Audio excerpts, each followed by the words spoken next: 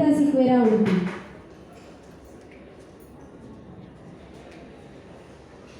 ಎಲ್ಲರಿಗೂ ನಮಸ್ಕಾರ. ನನ್ನ ಕವಿತೆಯ ಶೀರ್ಷಿಕೆ ಕೊನೆಯ ನಿಲ್ದಾಣ. ಇದು ಮಂಗಳವಾರ ಪತ್ರಿಕೆಯಲ್ಲಿ ಪ್ರಕಟಗೊಂಡಿದೆ. ನೋವು ಸಮಸ್ಯೆಗಳ ಮೂಟೆಯನ್ನು ತಲೆಯ ಮೇಲೆ ಹೊತ್ತು ಸಾಗುವ ಅಮ್ಮನಿಗಾದರೂ ಅಲ್ಲಲ್ಲಿ ನಿಲ್ದಾಣವಿದೆ. ನೋವು ಸಮಸ್ಯೆಗಳ ಮೂಟೆಯನ್ನು ತಲೆಯ ಮೇಲೆ ಹೊತ್ತು ಸಾಗುವ ಅಮ್ಮನಿಗಾದರೂ ಅಲ್ಲಲ್ಲಿ ನಿಲ್ದಾಣವಿದೆ.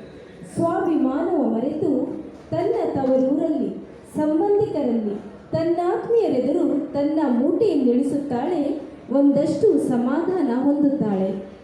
ಸ್ವಾಭಿಮಾನವ ಮರೆತು ತನ್ನ ತವರೂರಲ್ಲಿ, ಸಂಬಂಧಿಕರಲ್ಲಿ, ಆತ್ಮೀಯರೆದುರು ತನ್ನ ಮೂಟೆಯನ್ನಿಳಿಸುತ್ತಾಳೆ, ಒಂದಷ್ಟು ಸಮಾಧಾನ ಹೊಂದುತ್ತಾಳೆ. ಆದರೆ ಅಪ್ಪನಿಗೆ ನಿಲ್ದಾಣಗಳಿದ್ದರೂ ನಿಲ್ಲುವುದಿಲ್ಲ. ಸ್ವಾಭಿಮಾನದ ಪ್ರಶ್ನೆ, ಗೌರವಕ್ಕೆ ಧಕ್ಕೆಯಾಗುವ ಭಯ. ಆದರೆ ಅಪ್ಪನಿಗೆ ನಿಲ್ದಾಣಗಳಿದ್ದರೂ ನಿಲ್ಲುವುದಿಲ್ಲ. ಸ್ವಾಭಿಮಾನದ ಪ್ರಶ್ನೆ, ಗೌರವಕ್ಕೆ ಧಕ್ಕೆಯಾಗುವ ಭಯ. ಸಾಗುತ್ತಾನೆ ಅಪ್ಪ ಒಂದೇ ಸಮನೆ, ತಲೆಯ ಮೇಲೆ ನೋವು ಸಮಸ್ಯೆಗಳ ಬುಟ್ಟಿಯನ್ನು ಹೊತ್ತು. ಸಾಗುತ್ತಾನೆ ಅಪ್ಪ ಒಂದೇ ಸಮನೆ, ತಲೆಯ ಮೇಲೆ ನೋವು ಸಮಸ್ಯೆಗಳ ಬುಟ್ಟಿಯನ್ನು ಹೊತ್ತು. ಅಪಾರ ಆಯಾಸ ದಣಿವು ಅವಳುಗಚ್ಚಿ ನಡೆಯುತ್ತಾನೆ.